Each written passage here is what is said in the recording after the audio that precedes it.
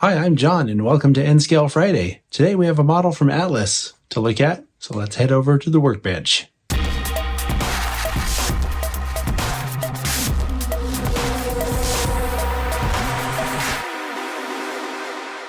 right, so here's what we're looking at today. This is an N-Scale SD9, and looking at the website, I see quite a few road names and road numbers available from Atlas.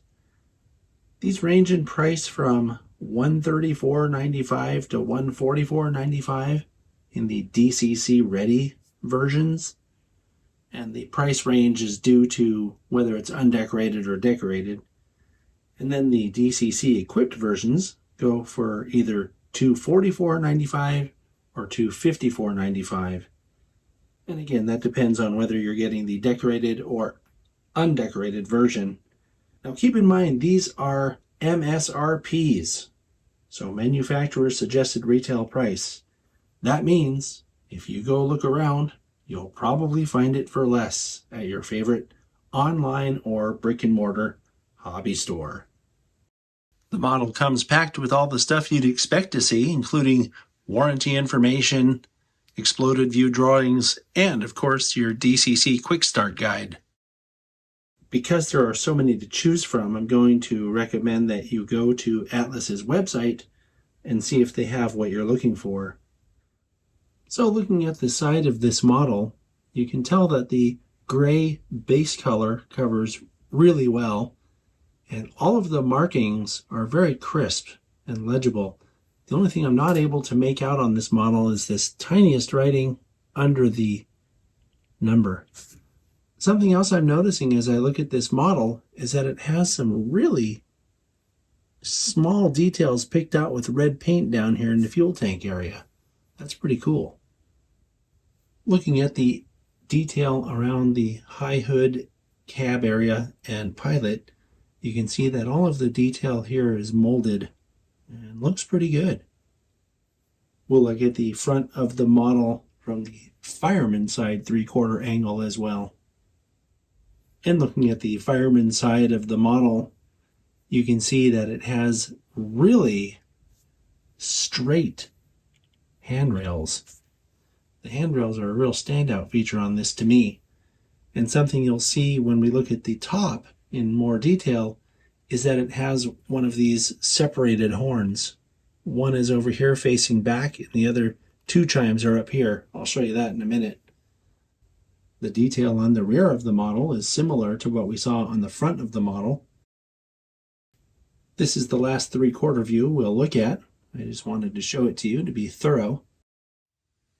And here's a look at the top of the model. You can see that all this fan detail here is molded, but they've done it in such a way as to give it some look of depth. Same with the dynamic brake fans over here. And then I mentioned a minute ago that it's a split horn.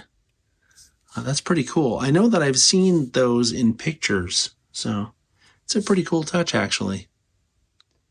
All right, well, you know it's always my favorite thing to run the locomotive, so let's fire this sucker up and see how it does.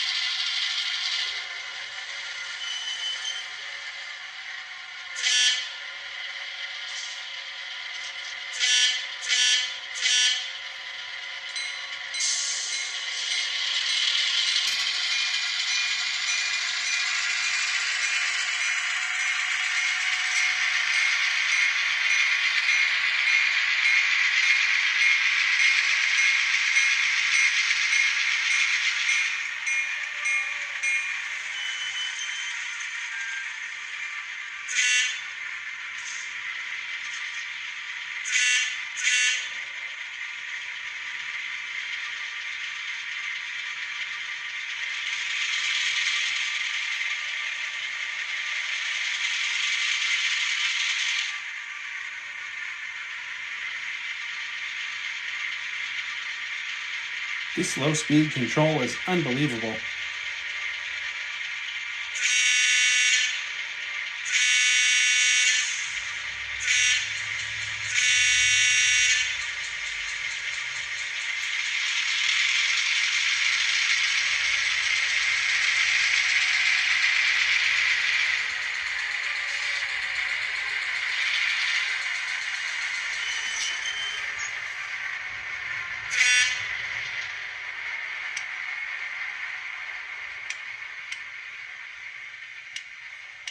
Okay, so we'll take a quick look at the lights here.